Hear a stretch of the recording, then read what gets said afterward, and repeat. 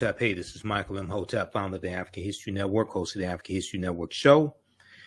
I'm a talk show host, researcher, lecturer, writer, and historian. So I want to give you an update on the lack of progress in trying to pass a budget to avoid a government shutdown, which would take place Saturday at midnight, Saturday, 11:59 p.m. Eastern Standard Time, Saturday, September 29th, 2023. So I was on Roland Martin Unfiltered this evening, and we discussed this. So I wanted to give you some more information about this as well. You know, we talked about this last week. All right, so here's what happened today. Let's look at the Washington Post for this reporting.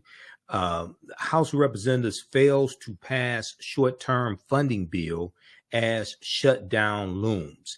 Now, the Republican-led House of Representatives failed on Friday, September 29th, 2023, to approve a 30-day stopgap funding bill as a government shutdown looms,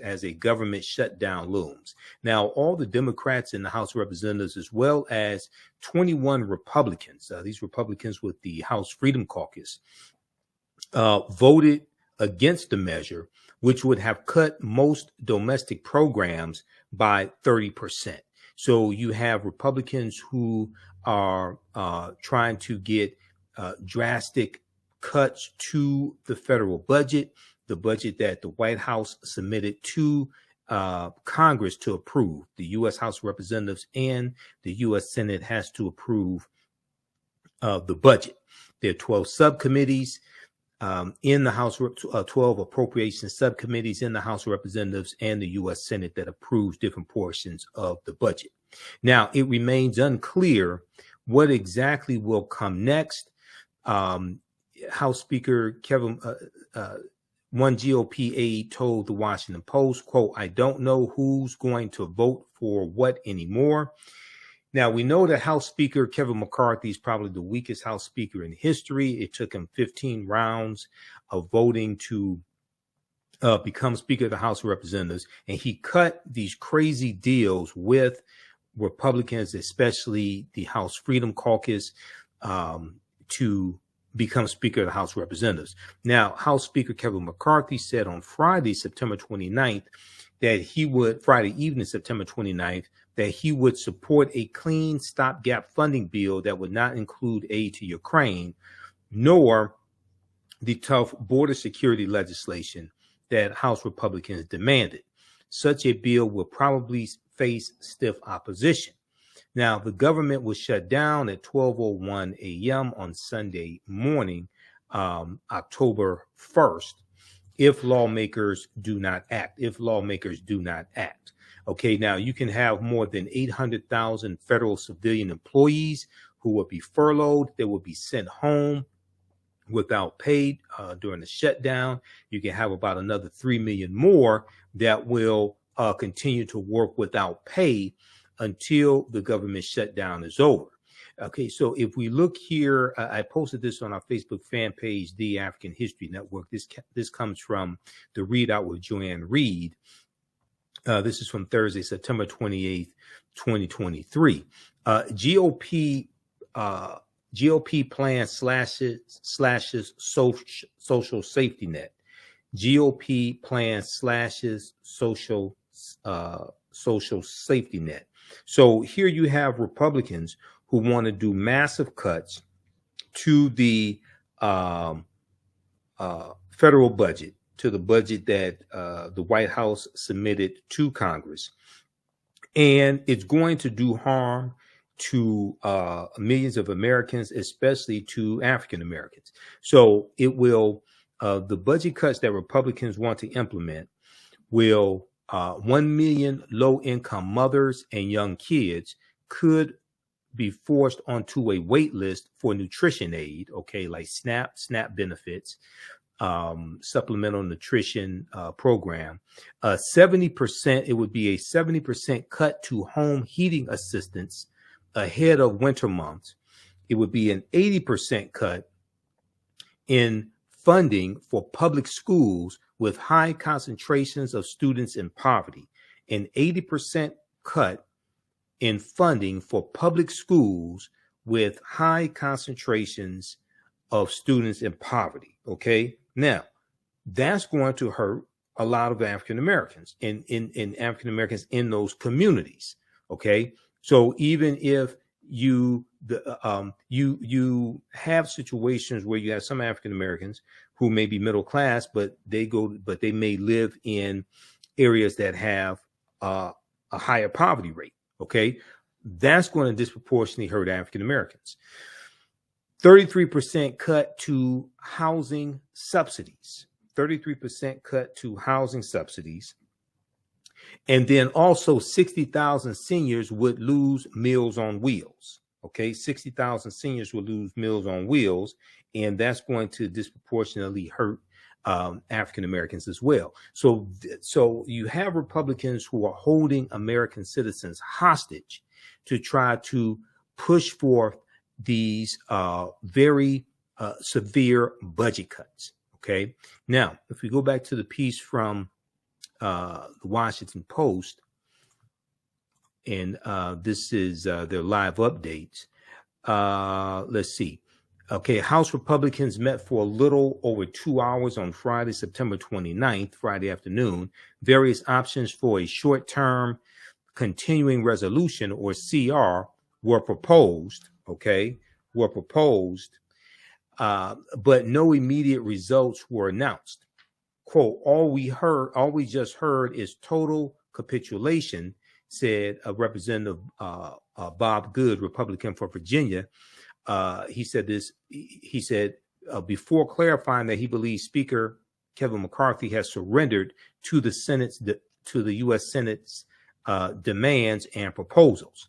All right, now there is a portion of this that I want to look at here from the Washington Post, and this deals with more than 800,000 federal civilian employees would be furloughed. Okay, they would be sent home without pay. And I want to scroll down to that here. Okay, so just give me a minute because I'm going through these updates here.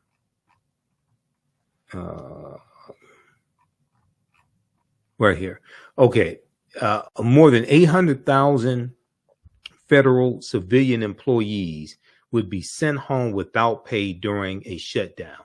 Now, the Biden-Harris administration would furlough 820,000 federal employees across the government if Congress cannot reach a spending deal by Sunday, according to estimates from the Office of Management and Budget, meaning they would be sent home without pay and forbidden to work.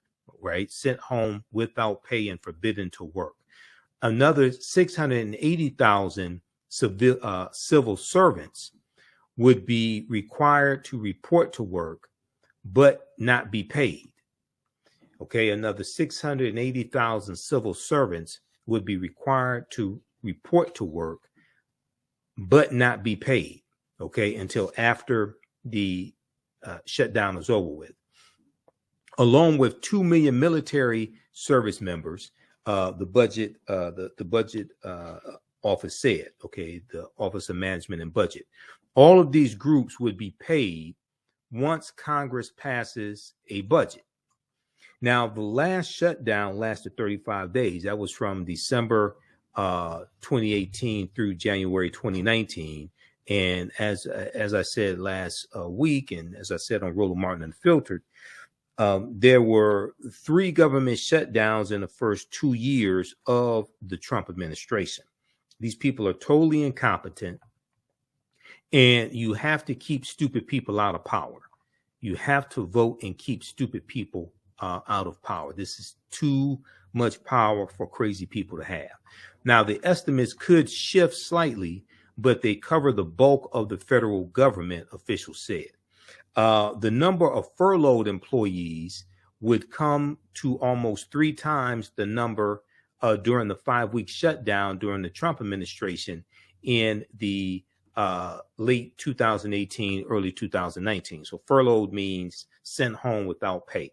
Okay, the number of furloughed employees would come to almost 3 times the number during the 5-week shutdown during the Trump administration, December 2018 through January 2019. Then at that point, 300,000 employees were sent home without pay, the Congressional Budget Office estimated. The discrepancy comes largely from the nature of the shutdown. The discrepancy comes largely from the nature of the shutdown. 5 years ago, Congress had appropriated spending bills for some operations, including at the Department of Defense, which is the largest agency. That's not the case today. Okay, that's not the case today. Okay, so check out these updates from the Washington Post. Then there's a piece from NBC News that I was looking at before we went on the air on Roland Martin Unfiltered today.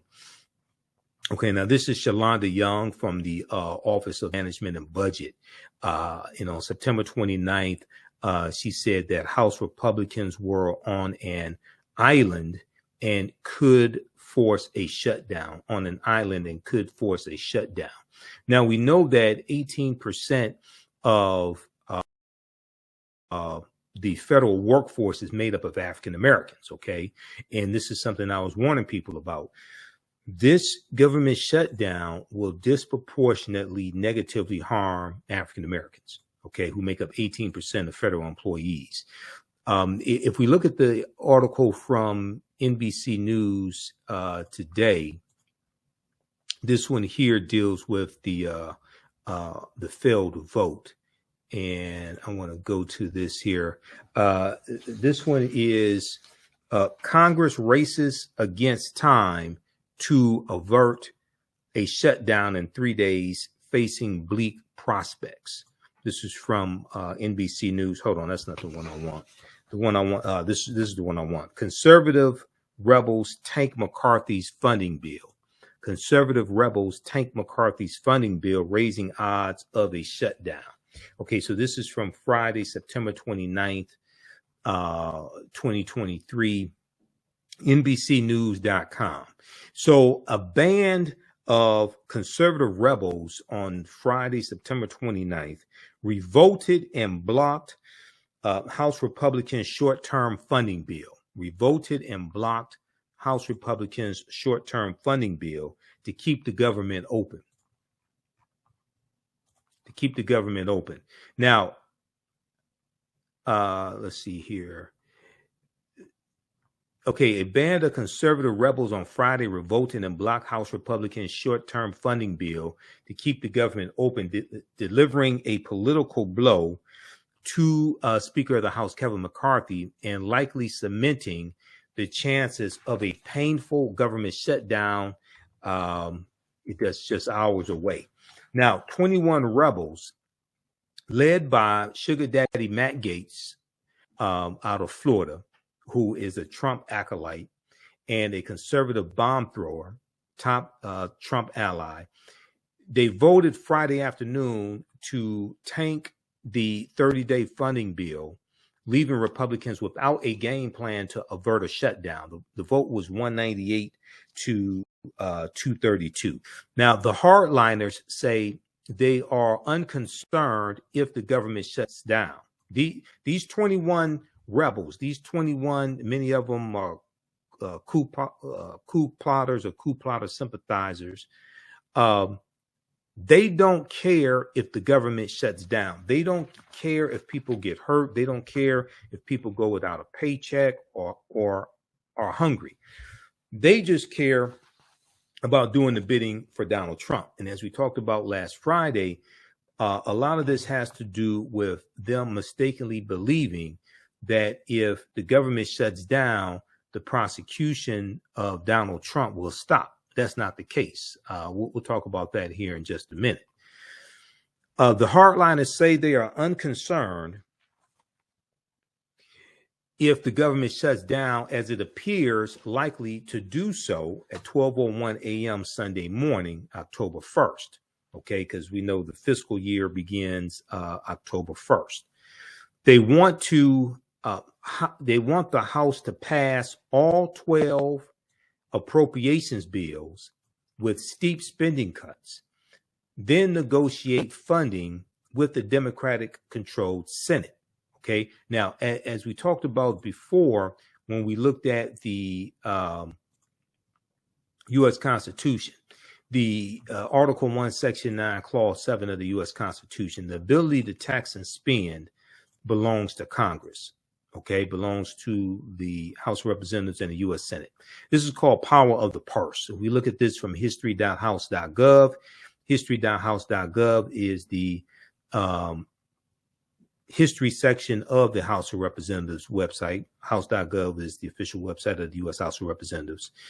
Article 1, Section 9, Clause 7 of the U.S. Constitution. This is known as power of the purse. No money shall be drawn from the Treasury, but in consequence of appropriations made by law, and a regular statement and account of the receipts and expenditures of all public money shall be published from time to time. Okay. So Congress, and in particular, the House of Representatives, is invested with the power of the purse, invested with, quote, the power of the purse, the ability to tax and spend public money for the national government. Massachusetts Elbridge Gerry said at the Federal Constitutional Convention that the House of Representatives, quote, was more immediately the representatives of the people, and it was a maxim that the people ought to hold the purse strings. The people ought to hold the purse strings. So read the rest of this here, power of the purse, from history.house.gov. Okay. And this is why it's important to understand the U.S. Constitution, because all this is in the U.S. Constitution. This is where this comes from. Okay. Now, there was a flow chart that I showed you last week that dealt with the fiscal budget. Okay. And this comes from the Washington Post. Deals with the federal budget.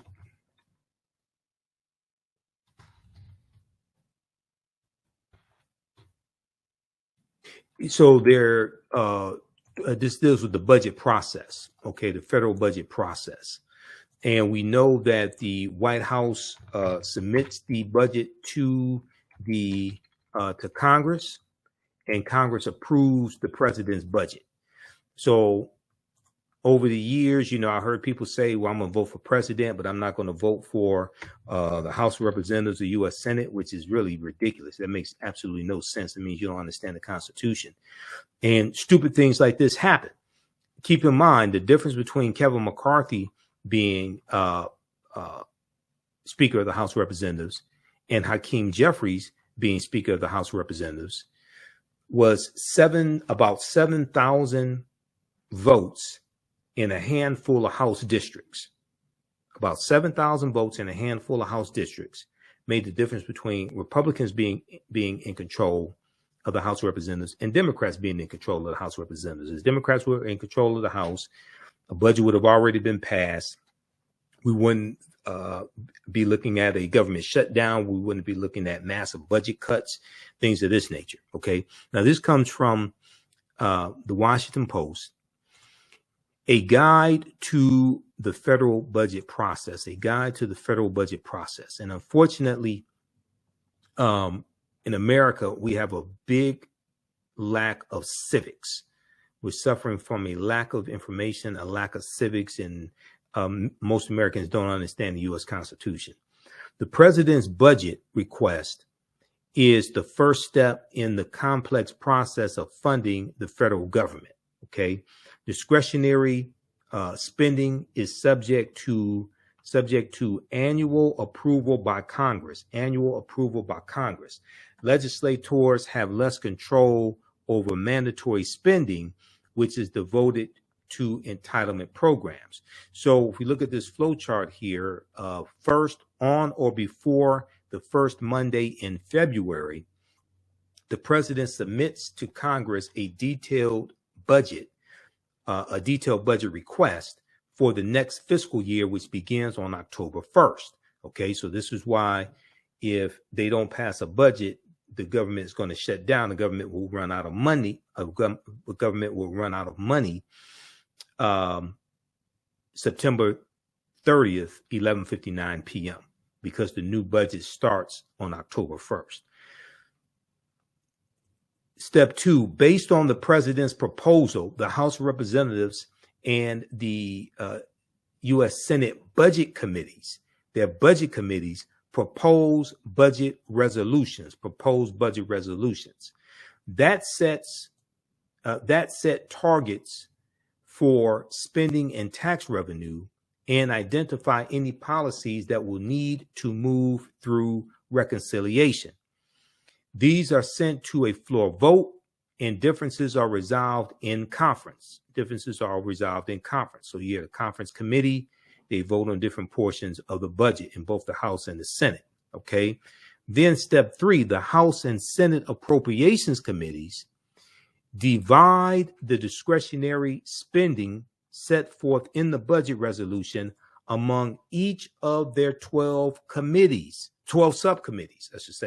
among each of their 12 subcommittees. So you have the House and Senate appropriations subcommittees, okay, that vote on different portions of the federal budget, which is usually between $6 and $7 trillion, the annual federal budget.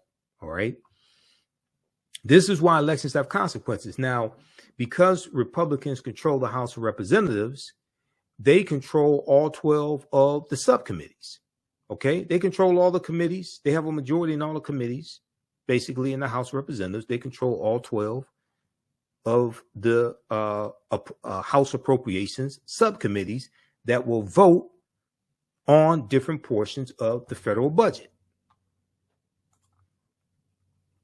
All right. So read the rest of this here. This is at WashingtonPost.com, a guide to the federal budget process. So we need, like, I'm a bill on Capitol Hill, Schoolhouse Rock. We need that on steroids because so many people don't understand this.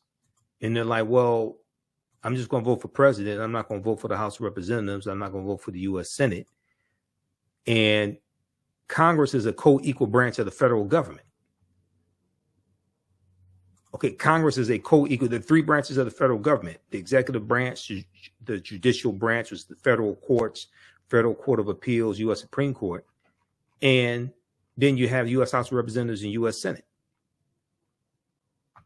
Okay, if we go back to the article here from NBCnews.com, the hardliners say they are unconcerned if the government shuts down. They just don't give a damn. They want the House to pass all 12 appropriations bills with steep spending cuts, then negotiate funding with the Democratic-controlled Senate. Moderate Republicans lashed out with fury at the conservatives who voted down the funding bill with specific criticism reserved for Sugar Daddy Matt Gaetz, whom they accused of fomenting chaos to oust McCarthy. So there's an article from the Washington Post that Matt Gaetz wants to call a vote to vacate and push McCarthy out of his speakership. Representative Mike Lawler, Republican from North Carolina, who's a more moderate Republican, he said, unfortunately, a handful of people, and in particular, a party of one, Matt Gaetz, has chosen to put his own agenda, his own personal agenda, above all else.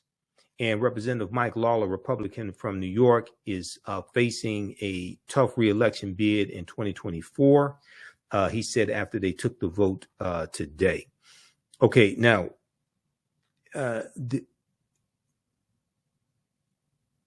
Matt Gaetz said there's only one person to blame for any potential government shutdown. He's not a conservative Republican. He's a charlatan. Sorry. This is Representative Mike Lawler saying this about Matt Gaetz. There's only one person to blame for any personal government shutdown, and that is Matt Gaetz. Representative Mike Lawler said he's not a conservative Republican. He's a charlatan. Gaetz later tweeted at Representative Mike Lawler, quote, 20 other Republicans voted with me, and be best, Mike. Okay, that just means they are as stupid as you are, Matt Gaetz. Okay, so read this article here from NBCnews.com. It goes on to talk about another staunch opponent of the stopgap bill is Representative Matt Rosendale, Republican from Montana, and Representative Ken Buck, Republican from Colorado, said he'd only vote for it if it cuts spending sharply, down to fiscal 2019 levels. Given how small the GOP majority is, McCarthy can only lose 4 votes on legislation. Okay, so check out the rest of this piece here from NBC News. Now, if we look at the damage that this would do, I posted this also on my Facebook page, Michael Imhotep, IMHOTEP.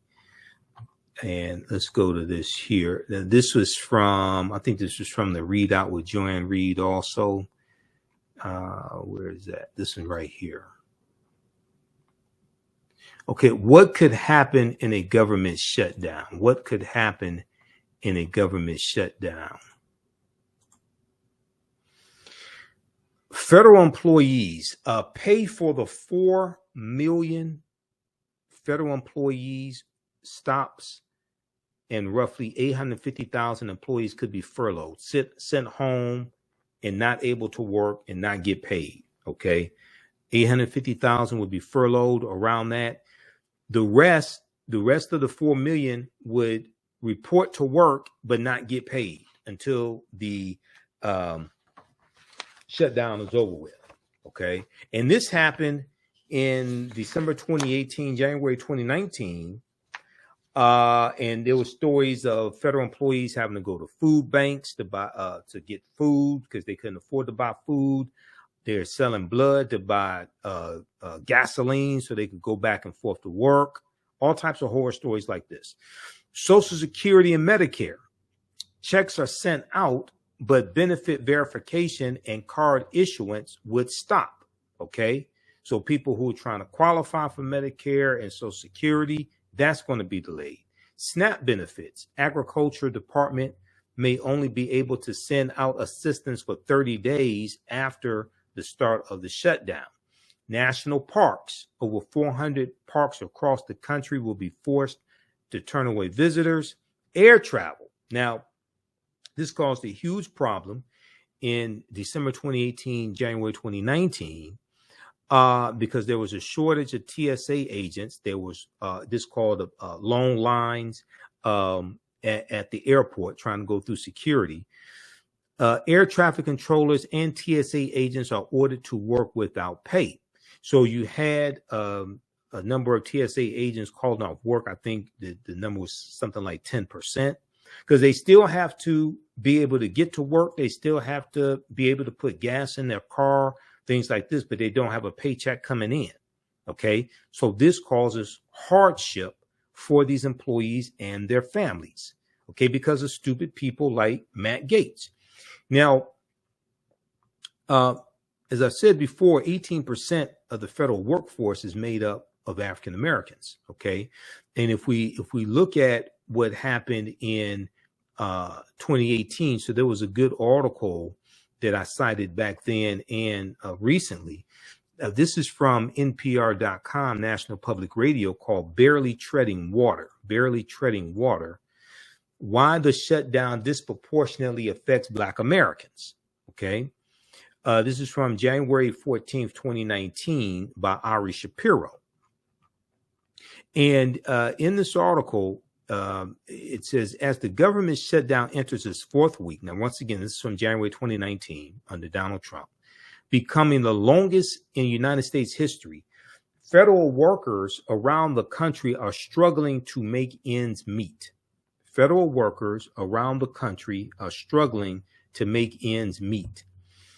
But according to Jamil Larty, a reporter with The Guardian.com out of the United Kingdom, the shutdown is having a disproportionate effect on Black workers. The shutdown is having a disproportionate effect on Black workers. African Americans make up a higher percentage of federal workers than they do of the non-government workforce. That's in part because for generations, government has provided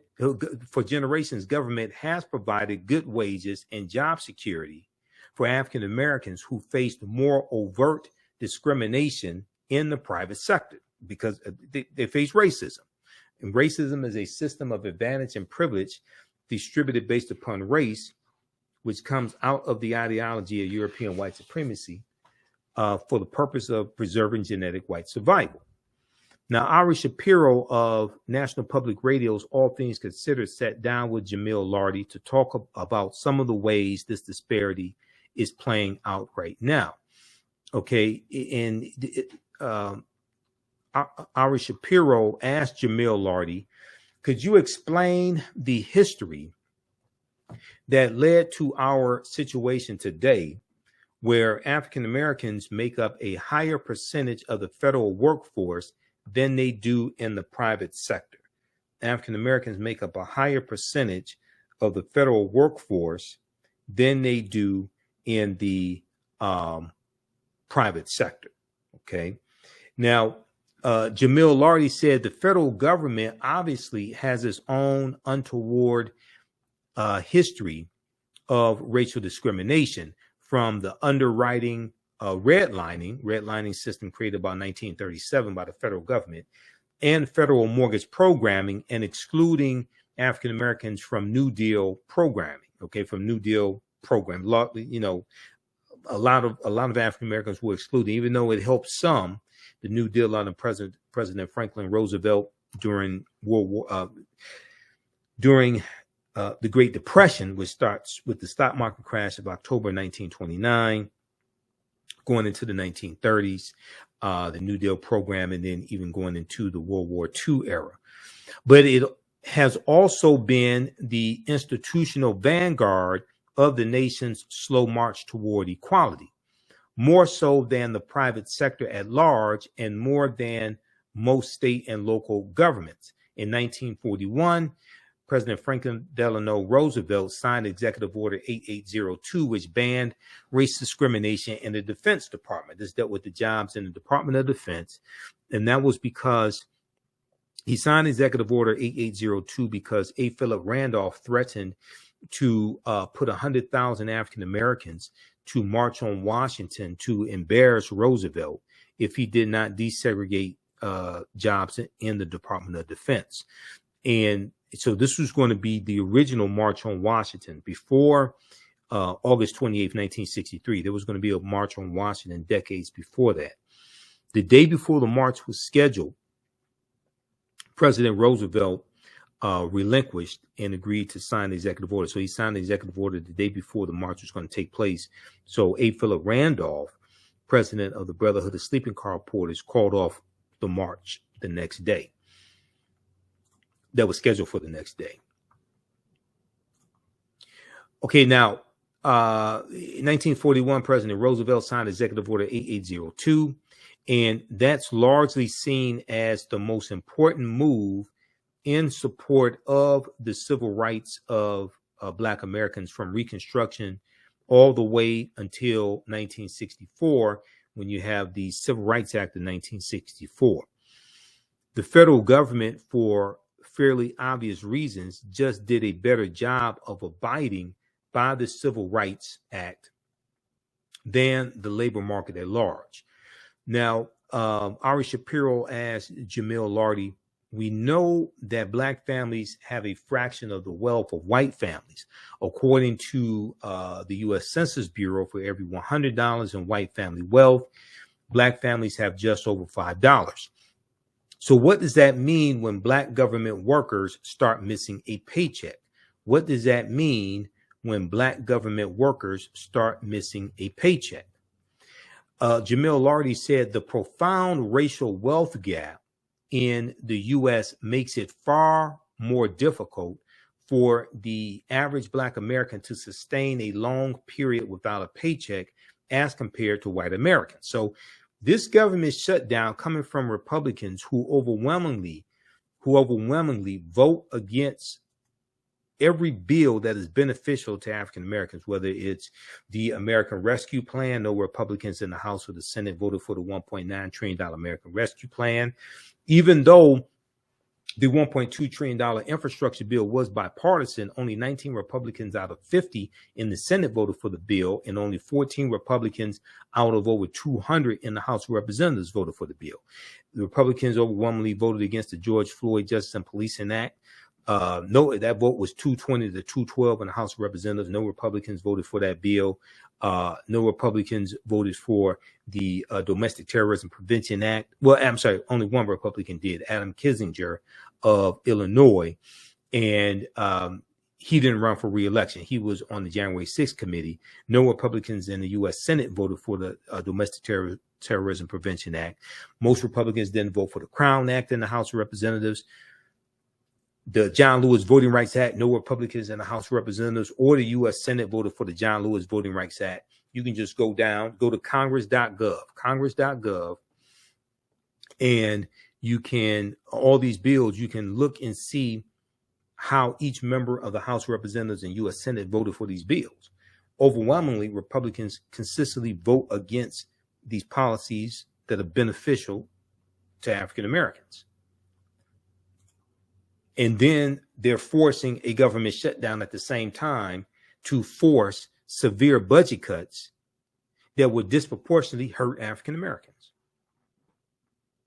The profound racial wealth gap in the U.S. is far more difficult for the average black American to sustain a long period without a paycheck as compared to white Americans.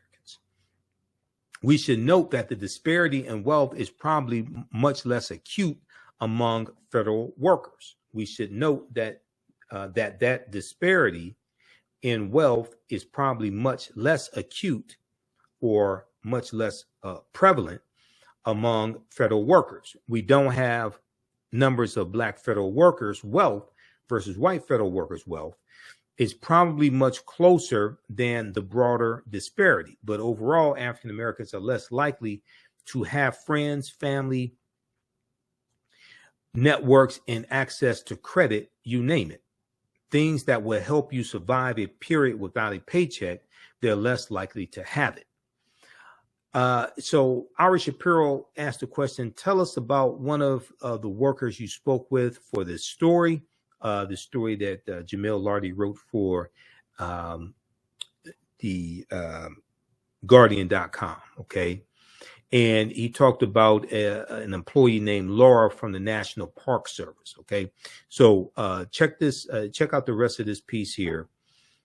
And this deals with, this is from January 2019, during the last government shutdown, barely treading water, while the shutdown disproportionately affects Black Americans. Now, if we look at, there was this one right here from, let me see, there's another one from the Washington Post that I wanted to look at because I just pulled it up here.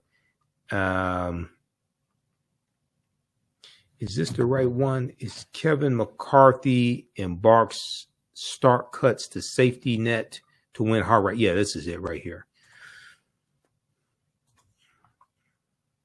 This talks about the severe budget cuts that some Republicans want. Some of the MAGA Republicans want. Kevin McCarthy embraces stark cuts to safety net to win hard right. Republican House Speaker embraces major spending reductions in trying to win conservative support for a funding bill. And one of the things they talk about in here is, because I saw this article mentioned on, I think this was on the Readout with Joanne Reed. And in here, it says reducing federal spending on home heating. Let me find this here. Okay. Cutting housing subsidies for the poor by 33% as soaring rents drive a national affordability crisis. Forcing more than 1 million women and children onto the wait list of a nutritional assistance program for poor mothers with young children, reducing federal spending on home heating assistance for low-income families by more than 70%, with energy prices high heading into the winter months. Now, this is also going to hurt a lot of poor white people. Some of these poor white people voted to put these Republicans in power in the House of Representatives in the first place. Okay, this is the type of nonsense coming from Republicans. Now, I'm neither Republican nor Democrat, but I sure as hell ain't stupid. I can see who overwhelmingly at the federal level keeps voting against our own interests and voting for bills that are harmful to us. I'm neither Republican nor Democrat. I'm definitely not stupid. Okay, so check out that article. Then there was one from, let's see, this one here from NPR goes through, we talked about this some last week. This goes through and really explains what a government shutdown is, what happens during a government shutdown. This is from, I'm sorry, PBS NewsHour. PBS NewsHour, PBS.org, PBS NewsHour. The government is headed for a shutdown. Who's affected and what happens next? This is from September 23rd, 2023. The federal government is headed toward a shutdown that will disrupt many services, squeeze workers, and royal politics as Republicans in the House, fueled by hard right demands for deep cuts, force a confrontation over federal spending, force a confrontation over federal spending. So if we look at this quickly here, they ask, what is a government shutdown? They go through, explain each one of these. They go through, explain these different steps and this different terminology. So what is a government shutdown? A shutdown happens when Congress fails to pass some type of funding legislation that is signed into law by the president. So it has to pass the House, pass the Senate, and sign into law by the president. Lawmakers are supposed to pass 12 different spending bills to fund agencies across the government. Okay. And that's the 12 different appropriations subcommittees that I showed you in that flow chart. Lawmakers are supposed to pass 12 different spending bills to fund agencies across the government, but the process is time consuming. They often resort to passing a temporary extension called a continuing resolution, or CR, to allow the government to keep operating. When no funding legislation is enacted, federal agencies have to stop all non-essential work.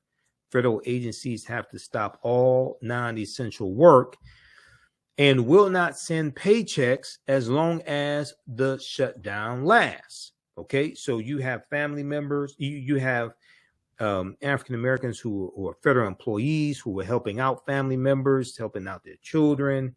They have financial commitments, things like that. All that could go up in smoke. All the employees deemed essential, such as air traffic controllers and law enforcement officers, still have to report to work. Other federal employees are furloughed. Which means they are sent home without pay and they can't work. Okay. Under a 2019 law, those same workers are slated to receive back pay once the funding impasse is resolved. All right. Now, Donald Trump put out a tweet because he is under the misconception that if the government is shut down, then the federal prosecution against him will stop. Okay, that is false. The federal prosecution is going to continue. All right. There was and they talk about that here in the piece from pbs.org. What about court cases, the work of Congress, and presidential pay? Okay. Let's see if we look at this here. Okay, so when would a shutdown begin and how long? Government funding expires October 1st. Okay, we talked about that. A shutdown will effectively begin at 12:01 a.m. On October 1st if Congress is not able to pass a funding plan that the president signs into law. Okay, who does a shutdown affect? All right, so they talk about military personnel, employees. 60% of federal workers are stationed in defense, veteran affairs, and homeland security. Federal workers are stationed in all 50 states and have direct interaction with taxpayers, from TSA agents who operate security at airports to postal service workers who deliver mail. Some federal offices will also have to close or face shortened hours due to a shutdown. The Postal Service is funded differently, so mail will still be delivered. What about court cases, the work of Congress, and presidential pay? The president and members of Congress will continue to work and get paid. However, any members of their staff who are not deemed essential will be furloughed. Any members of their staff who are not deemed essential will be furloughed. The judiciary will be able to continue to operate for a limited time using funds derived from court filings and other fees, as well as other approved funding. Notably, funding for 3 special counsels appointed by Attorney General Merrick Garland would not be affected by a government shutdown because they are paid for through a permanent, indefinite appropriation, an area that's been exempted from shutdowns in the past. So Donald Trump wants his MAGA Republicans to shut down the government because he thinks it's going to stop his 2 federal indictments. No, it won't. That means the 2 federal cases against Benedict Donald Trump, the former president, as well as the case against Hunter Biden, the son of Joe Biden, would not be interrupted. Trump has demanded that Republicans defund the prosecutions against him as a condition of funding the government, declaring it their, quote, last chance, end quote, to act. I thought the Republicans were supposed to be for law and order. I thought they were the party of law and order. What happened was they backed the blue until the coup. That's what happened. If we look here, there was a post that I did with Donald Trump's post from Fake Social, his knockoff Twitter social media platform. I want to see if I can find it here because I did a post about it. So that was probably last Friday. Yeah, this is right here. This one right here.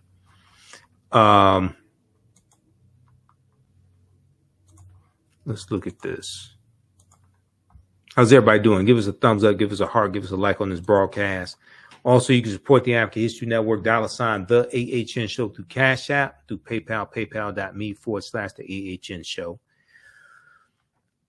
Okay, I posted Donald Trump wants to shut down the government because he thinks it will stop his federal prosecution. It won't stop them. it will not stop the federal prosecution. And he said that a very important deadline is approaching at the end of the month, end of September. Republicans in Congress can and must defund all aspects of crooked Joe Biden's weaponized government that refuses to close the border and treat half the country as enemies of the state. Okay, this is just nonsense from him. Trump is scared of going to prison. Trump is scared to death of going to prison. He goes on to say, this is also the last chance to defund these political prosecutions against me and other patriots. They failed on the debt limit, but they must not fail now. Use the power of the purse and defend the country. Okay. He's trying to stay out of prison. That's what this is. Donald Trump is scared to death, and he's trying to stay out of prison. All right. So read the rest of that piece from PBS.org, Public Broadcasting System. And let's see, I think also there's a good article from thegrio.com that deals with experts. Let's see, what's the name of this? Close out this ad. Experts state that the shutdown has deeply affected Black families. Okay, this is from January 16th, 2019. January 16th, 2019. And I want to try to close out this video. I hate these pop-ups from the Grio. Experts state that the shutdown has deeply affected Black families. They cite this piece from businessinsider.com.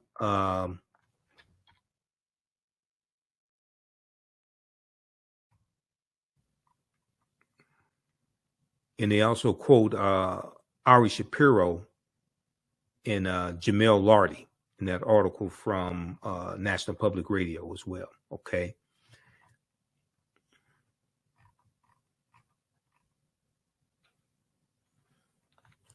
All right. So you can check out this piece also. So we have to learn from this. As I said on Roland Martin Unfiltered, this is about self-preservation. Okay. This is not about voting for somebody because they're a Democrat or Republican. This is about understanding policy and whose policies are most beneficial for African Americans. It's about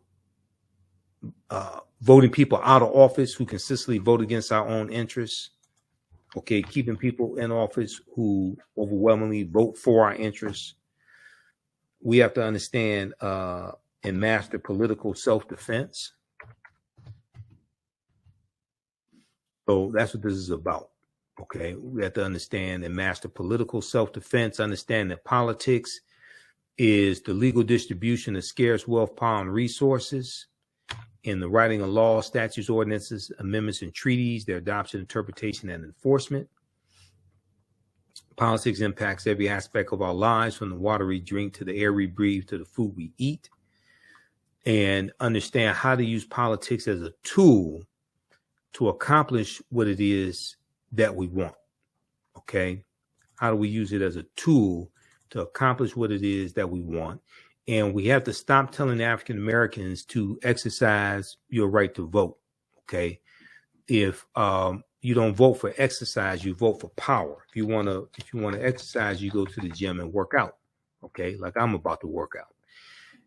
You don't vote for exercise. You vote for power. You vote for policies that are beneficial to you, beneficial to your family, beneficial to your community. And policies that are beneficial to African Americans are good for America in general. We have to vote people into office whose policy platforms best line up with our interests. We have to vote people out of office who keep voting against our best interests. Okay. We have to understand political self-defense. All right. If you like this type of information, you support the African History Network, $ the AHN Show through Cash App, $ the AHN Show through Cash App. Also through PayPal, paypal.me/the AHN Show, or go to our website, TheAfricanHistoryNetwork.com, TheAfricanHistoryNetwork.com, because you have the information right on the homepage of the website. And you can register for the online history classes that I teach on Saturdays and Sundays. So when you scroll down the website, you see information about our radio show, Sundays, 9 p.m. to 11 p.m. Eastern Standard Time. But Saturdays, I teach ancient Kemet, the Moors, and the Ma'afa, understanding the transatlantic slave trade, what they didn't teach you in school. Kemet's one of the original names for Egypt. We deal with thousands of years of history, what leads up to the transatlantic slave trade taking place. I do a PowerPoint presentation. We have book references, articles, video clips. So we have a class coming up this Saturday. We do the sessions live. All the sessions are archived and recorded. You can go back and watch it anytime. So even after the 12-week online course is over with, you'll still have full access. Okay. Classes on sale $60, regularly $130. Sundays, I teach Black resistance movements from the Haitian Revolution, U.S. Civil War, Civil Rights Movement, and Black Power Movement, 1800 to 1968. Okay. So check that out as well. Content is PG-13, so you can use this with your children as well. And I do a PowerPoint presentation with book references, articles, video clips. I put together the curriculum for both classes. I'm a historian. I've been studying history 31 years. First class I've been teaching since 2017. Second class I started teaching in 2019. All right, look, we have to get out of here. Remember, at the African History Network, we focus on educating, empowering, and inspiring people of African descent throughout the diaspora and around the world, because right now it's correct your own behavior. It's not over till we win. Wakanda forever. Talk to you next time. Peace. Is your child struggling with reading, writing, learning loss, and a culturally irrelevant curriculum? Do you want your child to be outstanding at reading and writing and also take pride in their culture? Then you want Reading Revolution Online. Reading Revolution Online is a web-based reading support program. We serve scholars in grades K through 8, and through our innovative approach, we help them build reading confidence and cultural identity development, equipping them for success in school and life. They learn about Black heroes and sheroes through captioned videos, reading selections, and other activities. Reading Revolution Online is an experience for the whole family. Do it for the culture. Go to readingrevolution.org and